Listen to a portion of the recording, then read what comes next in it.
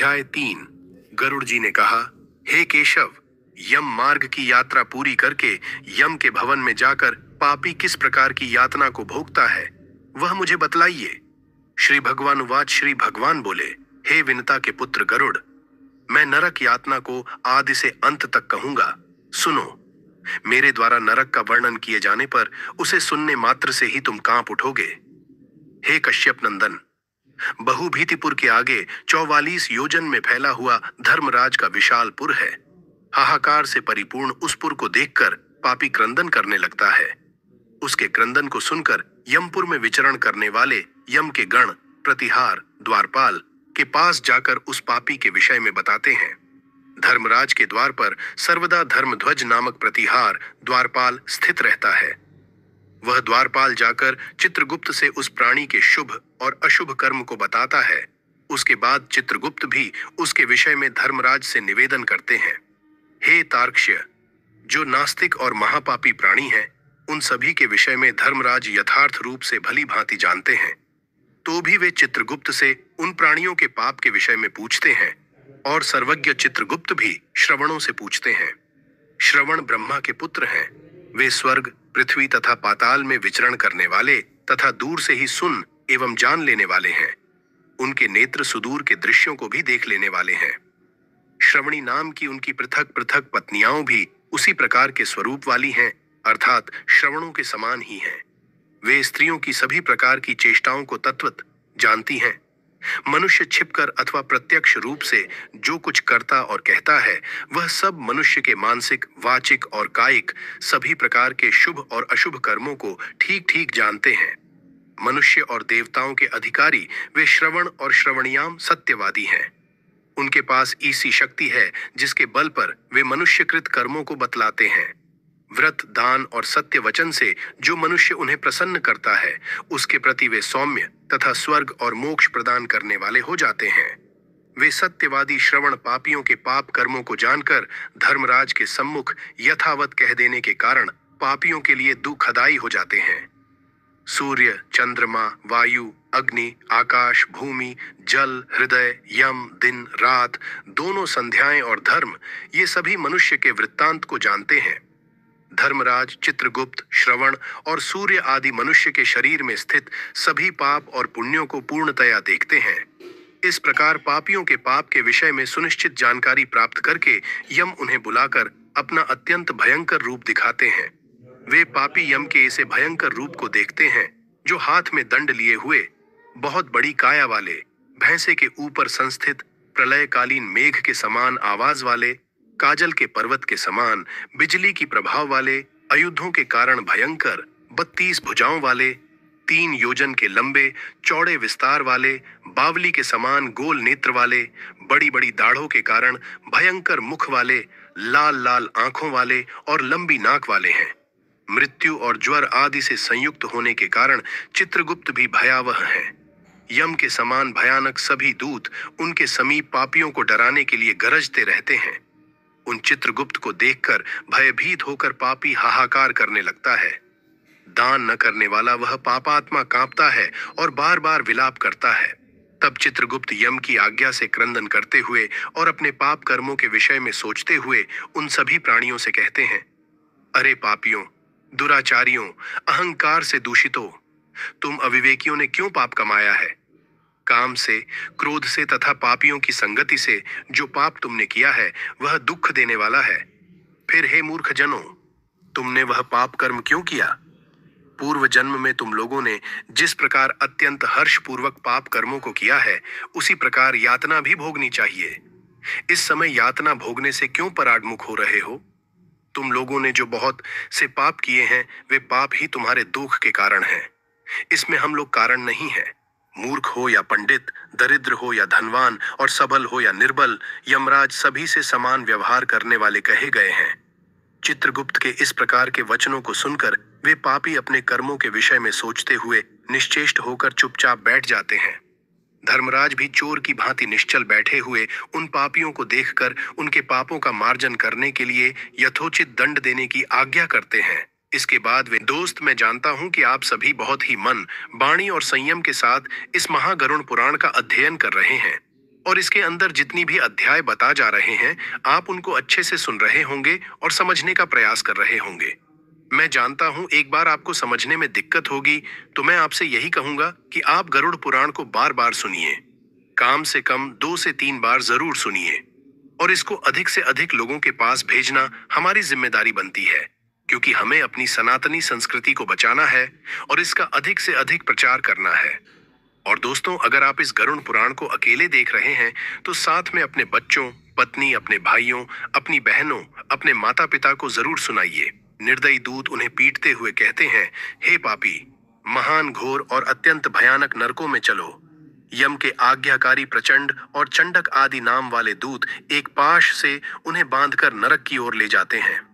वहां जलती हुई अग्नि के समान प्रभा वाला एक विशाल वृक्ष है, जो 5 योजन में फैला हुआ है तथा 1 योजन ऊंचा है। उस वृक्ष में नीचे मुख करके उसे सांकलों से बांधकर वे दूत पीटते हैं।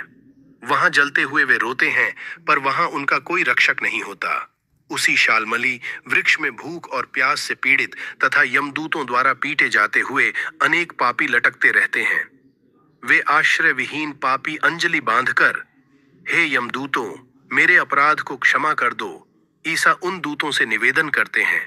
बार बार लोहे की लाठियों, मुदगरों, भालों और बर्छियों, गदाओं और मूसलों से उन दूतों के द्वारा वे अत्यधिक मारे जाते हैं।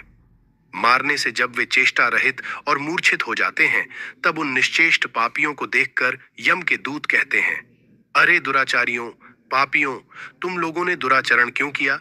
सुलभ होने वाले भी जल और अन्न का दान कभी क्यों नहीं दिया?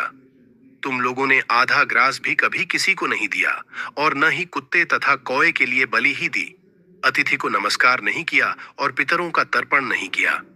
यमराज तथा चित्रगुप्त का उत्तम ध्यान भी नहीं किया और उनके मंत्रों का जप नहीं किया, जिससे तुम्हें यह यातना नहीं होती।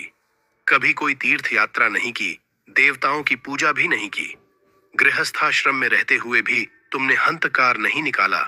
संतों की सेवा की नहीं, इसलिए अब स्वयं किए गए पाप का फल भोगो। चूंकि तुम धर्महीन हो, इसलिए तुम्हें बहुत अधिक पीटा जा रहा है। भगवान हरि ही ईश्वर है, वे ही अपराधियों को क्षमा करने में समर्थ हैं। हम तो उन्हीं की आज्ञा से अपराधियों को दंड देने वाले हैं। ऐसा कहकर वे दूत निर्दयता पूर्वक उन्हें पीटते हैं और उनसे पीटे जाने के कारण वे जलते हुए अंगार के समान नीचे गिर जाते हैं। गिरने से उस शालमली वृक्ष के पत्तों से उनका शरीर कट जाता है। नीचे गिरे हुए उन प्राणियों को कुत्ते खाते हैं और वे रोते हैं। रोते हुए उन पापियों के मुख में यमदूत धूल भर देते हैं तथा कुछ पापियों को विविध पाशों से बांधकर मुदगरों से पीटते हैं। कुछ पापी आरे से काष्ठ की भांति 2 टुकड़ों में किए जाते हैं और कुछ भूमि पर गिराकर कुल्हाड़ी से खंड खंड किए जाते हैं। कुछ को गड्ढे में आधा गाड़कर सिर में बाणों से भेदन किया जाता है। कुछ दूसरे पैरने वाले यंत्र में डालकर इक्षुदंड गन्ने की भांति पैरे जाते हैं। कुछ को चारों ओर से जलते हुए अंगारों से युक्त उल्मुख जलती हुई लकड़ी से ढक करके लौहपिंड की भांति धधकाया जाता है। कुछ को घी के खौलते हुए कड़ाही में, कुछ को तेल के कड़ाहे में तले जाते हुए बड़े की भांति इधर उधर चलाया जाता है। किन्हीं को मतवाले गजेंद्रों के सम्मुख रास्ते में फेंक दिया जाता है, किन्हीं को हाथ और पैर बांधकर अधोमुख लटकाया जाता है, किन्हीं को कुएं में फेंका जाता है, किन्हीं को पर्वतों से गिराया जाता है। कुछ दूसरे कीड़ों से युक्त कुंडों में डुबो दिए जाते हैं, जहां वे कीड़ों के द्वारा व्यथित होते हैं। कुछ पापी वज्र के समान चोंच वाले बड़े बड़े कौओं, गीधों और मांसभोजी पक्षियों द्वारा शिरोदेश में, नेत्र में और मुख में चोंचों से आघात करके नोचे जाते हैं। कुछ दूसरे पापियों से आरण को वापस करने की प्रार्थना करते हुए कहते हैं, मेरा धन दो, मेरा धन दो। यमलोक में मैंने तुम्हें देख लिया है, मेरा धन तुम ही ने लिया है। नरक में इस प्रकार विवाद करते हुए पापियों के अंगों से सड़सियों द्वारा मांस नोचकर यमदूत उन्हें देते हैं। इस प्रकार उन पापियों को सम्यक प्रताड़ित करके यम की आज्ञा से यमदूत खींचकर तामिस्त्र आदि घोर नरकों में फेंक देते हैं। उस वृक्ष के समीप में ही बहुत दुखों से परिपूर्ण नरक है, जिनमें प्राप्त होने वाले महान दुखों का वर्णन वाणी से नहीं किया जा सकता। हे आकाशचारिण गरुड़, नरकों की संख्या 84 लाख है। उनमें से अत्यंत भयंकर और प्रमुख नरकों की संख्या 21 है। तामिस्त्र, लोहशंकु, महारौरव, शालमली, रौरव, कुडमल, कालसूत्रक, पूतिमृत्तिक, संघात, लोहितोद, सविश, संप्रतापन, महानिरय, काकोल, संजीवन, महापट, अवीचे, अंधता मिस्त्र, कुंभिपाक, संप्रतापन तथा तपन, ये 21 नरक हैम्ब अनेक प्रकार के पापों का फल इनमें प्राप्त होता है और ये यम के दूतों से अधिष्ठित हैं। इन नरकों में गिरे हुए मूर्ख, पापी, अधर्मी जीव कल्प पर्यंत उन नरक यातनाओं को भोगते हैं। तामिस्त्र और अंधतामिस्त्र तथा रौरवादी नरकों की जो यातनाएं हैं, उन्हें स्त्री और पुरुष पारस्परिक संग से निर्मित कर भोगते हैं। इस प्रकार कुटुंब का भरण पोषण करने वाला अथवा केवल अपना पेट भरने वाला भी यहाँ कुटुंब और शरीर दोनों को छोड़कर मृत्यु के अनंतर इस प्रकार का फल भोगता है। प्राणियों के साथ द्रोह करके भरण पोषण किए गए अपने स्थूल शरीर को यहीं छोड़कर पाप कर्म रूपी पाठेय के साथ पापी अकेला ही अंधकार पूर्ण नरक में जाता है। जिसका द्रव्य चोरी चला गया है, ऐसे व्यक्ति की भांति पापी पुरुष दैव से प्राप्त अधर्म पूर्वक कुटुंब पोषण के फल को नरक में आतुर होकर भोगता है। केवल अधर्म से कुटुंब के भरण पोषण के लिए प्रयत्नशील व्यक्ति अंधकार की पराकाष्ठा अंधतामिस्त्र नामक नरक में जाता है।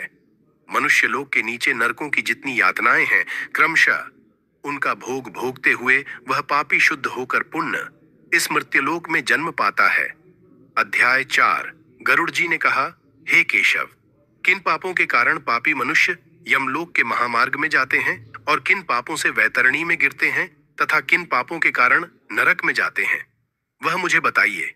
श्री भगवान उवाच। श्री भगवान बोले, सदा पाप कर्मों में लगे हुए शुभ कर्म से विमुख प्राणी एक नरक से दूसरे नरक को, एक दुख के बाद दूसरे दुख को तथा एक भय के बाद दूसरे भय को प्राप्त होते हैं। धार्मिक जन धर्मराजपुर में 3 दिशाओं में स्थित द्वारों से जाते हैं और पापी पुरुष दक्षिण द्वार के मार्ग से ही वहां जाते हैं। इसी महादूत खदाई दक्षिण मार्ग में वैतरणी नदी है। उसमें जो पापी पुरुष जाते हैं उन्हें मैं तुम्हें बताता हूँ। जो ब्राह्मणों की हत्या करने वाले, सुरापान करने वाले, गोघाती, बाल हत्यारे, स्त्री की हत्या करने वाले, गर्भपात करने वाले और गुप्त रूप से पाप करने वाले हैं, जो गुरु के धन को हरण करने वाले, देवता अथवा ब्राह्मण का धन हरण करने वाले, स्त्री द्रव्यहारी, बाल द्रव्यहारी हैं, जो हरण लेकर उसे न लौटाने वाले, धरोहर का अपहरण करने वाले, विश्वासघात करने वाले, विषान्न देकर मार डालने वाले, दूसरे के दोष को ग्रहण करने वाले, गुणों की प्रशंसा न करने वाले, गुणवानों के साथ डाह रखने वाले, नीचों के साथ अनुराग रखने वाले, मूढ़, सत्संगति से दूर रहने वाले हैं, जो तीर्थों, सज्जनों, सत्कर्मों, गुरुजनों और देवताओं की निंदा करने वाले हैं, पुराण, वेद, मीमांसा, न्याय और वेदांत को दूषित करने वाले हैं, दुखी व्यक्ति को देखकर प्रसन्न होने वाले, प्रसन्न को दुख देने वाले, दुर्वचन बोलने वाले तथा सदा दूषित चित्त वृत्ति वाले हैं, जो हितकर वाक्य और शास्त्रीय वचनों को कभी न सुनने वाले, अपने को सर्वश्रेष्ठ समझने वाले, घमंडी, मूर्ख होते हुए अपने को विद्वान समझने वाले हैं, ये तथा अन्य बहुत पापों का अर्जन करने वाले अधर्मी जीव रात दिन रोते हुए यम मार्ग में जाते हैं। यमदूतों के द्वारा पीटे जाते हुए वे पापी वैतरणी की ओर जाते हैं और उसमें गिरते हैं। इसे उन पापियों के विषय में मैं तुम्हें बताता हूँ जो माता पिता, गुरु, आचार्य तथा पूज्य जनों को अपमानित करते हैं। वे मनुष्य वैतरणी में डूबते हैं। जो पुरुष पतिव्रता, सच्चरित्र, उत्तम कुल में उत्पन्न, विनय से युक्त स्त्री को द्वेष के कारण छोड़ देते हैं, वे वैतरणी में पड़ते हैं। जो हजारों गुणों के होने पर भी सत्पुरुषों में दोष का आरोपण करते हैं और उनकी अवहेलना करते हैं, वे वैतरणी में पड़ते हैं। वचन दे करके जो ब्राह्मण को यथार्थ रूप में दान नहीं देता है और बुला करके जो व्यक्ति नहीं है ऐसा कहता है, वे दोनों सदा वैतरणी में निवास करते हैं। स्वयं दी हुई वस्तु का जो अपहरण कर लेता है, दान देकर पश्चाताप करता है, जो दूसरे की आजीविका का हरण कर लेता है, दान देने से रोकता है, यज्ञ का विध्वंस करता है, कथा भंग करता है, क्षेत्र की सीमा का हरण कर लेता है और गोचर भूमि को जोतता है, वह वैतरणी में पड़ता है। ब्राह्मण होकर रस विक्रय करने वाला, वृषली का पति, शूद्र स्त्री का ब्राह्मण पति, वेद प्रतिपादित यज्ञ के अतिरिक्त अपने लिए पशुओं की हत्या करने वाला, ब्रह्म कर्म से च्युत, मांस भोजी, मद्य पीने वाला, उच्चृंखल स्वभाव वाला, शास्त्र अध्ययन से रहित ब्राह्मण, वेद पढ़ने वाला शूद्र, कपिला का दूध पीने वाला शूद्र, यज्ञोपवीत धारण करने वाला शूद्र, ब्राह्मणी का पति बनने वाला शूद्र, राजमहिषी के साथ व्यभिचार करने वाला, पराई स्त्री का अपहरण करने वाला, कन्या के साथ कामाचार की इच्छा रखने वाला तथा जो सतीत्व नष्ट करने वाला है, ये सभी तथा इसी प्रकार और भी बहुत निषिद्धाचरण करने में उत्सुक तथा शास्त्र विहित कर्मों को त्याग वाले वे मूढ़जन वैतरणी में गिरते हैं। सभी मार्गों को पार करके पापी यम के भवन में पहुंचते हैं और पुण्य यम की आज्ञा से आकर दूत लोग उन्हें वैतरणी में फेंक देते हैं। हे खगराज, यह वैतरणी नदी कष्ट प्रदान करने वाले सभी प्रमुख नरकों में सर्वाधिक कष्टप्रद है। इसलिए यमदूत पापियों को उस वैतरणी में फेंकते हैं। जिसने अपने जीवन काल में कृष्णा गाय का दान नहीं किया अथवा मृत्यु के पश्चात जिसके उद्देश्य से बांधवों द्वारा कृष्णा गौ नहीं दी गई तथा जिसने अपनी ऊर्ध्वदैहिक क्रिया नहीं कर ली या जिसके उद्देश्य से ऊर्ध्वदैहिक क्रिया नहीं की गई हो, वे वैतरणी में महान दुख भोग करके वैतरणी तटस्थित शालमली वृक्ष में जाते हैं। जो झूठी गवाही देने वाले, धर्म पालन का ढोंग करने वाले, छल से धन का अर्जन करने वाले, चोरी द्वारा आजीविका चलाने वाले, अत्यधिक वृक्षों को काटने वाले, वन और वाटिका को नष्ट करने वाले, व्रत तथा तीर्थ का परित्याग करने वाले, विधवा के शील को नष्ट करने वाले हैं। जो स्त्री अपने पति को दोष लगाकर पर पुरुष में आसक्त होने वाली है, ये सभी और इस प्रकार के अन्य पापी भी शालमली वृक्ष द्वारा बहुत ताड़ना प्राप्त करते हैं। पीटने से नीचे गिरे हुए उन पापियों को यमदूत नरकों में फेंकते हैं। उन नरकों में जो पापी गिरते हैं उनके विषय में मैं तुम्हें बतलाता हूँ।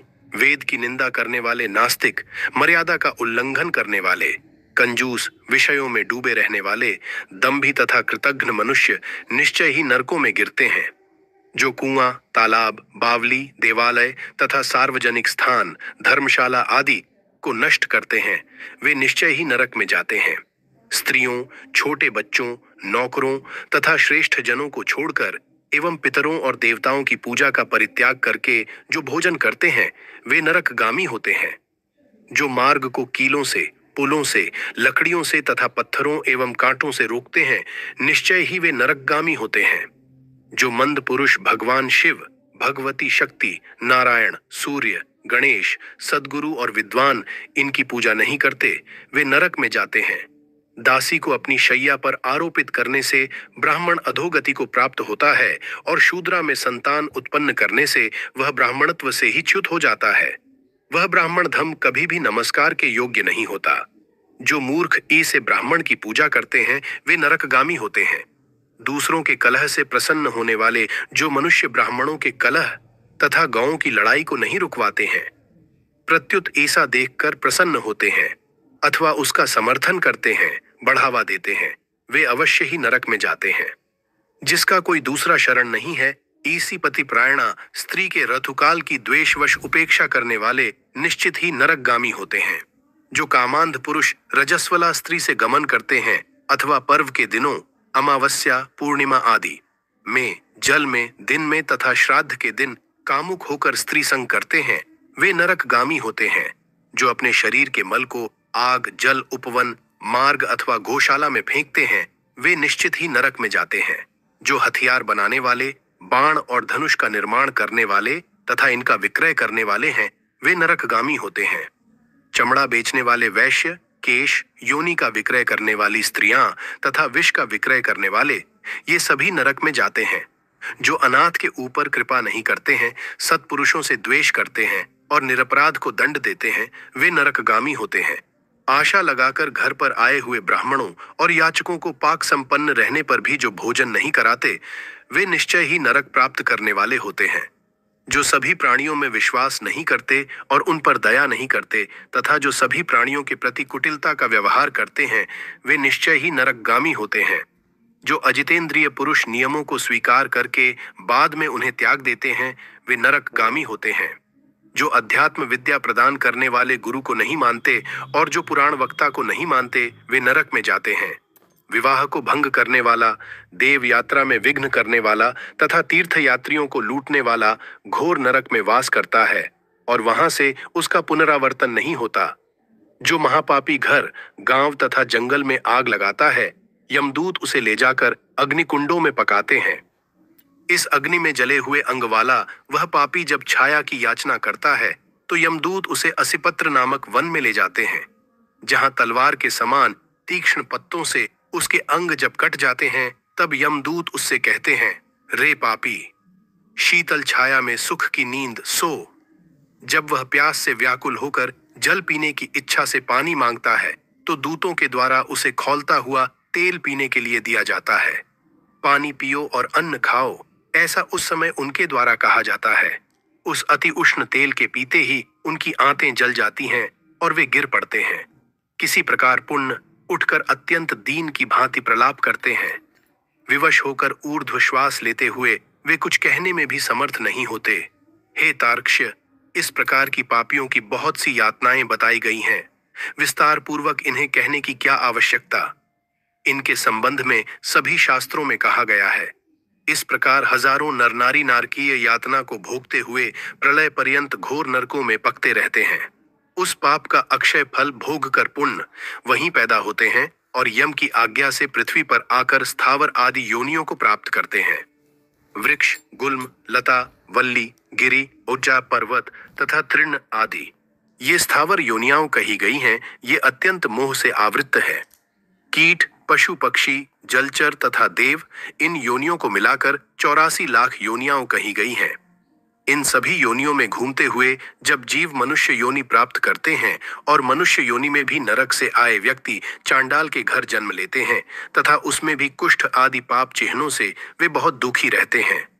किसी को गलित कुष्ठ हो जाता है, कोई जन्म से अंधे होते हैं और कोई महारोग से व्यथित होते हैं। इस प्रकार पुरुष और दोस्तों, आप सब जानते हैं कि गरुड़ पुराण और भागवत गीता केवल सुनने और पढ़ने मात्र से व्यक्ति को सभी बातों से मुक्ति मिलती है और व्यक्ति की बुद्धि चेतना का विकास होता है और साथ ही आप पर परमात्मा की कृपा हमेशा के लिए बनी रहती है।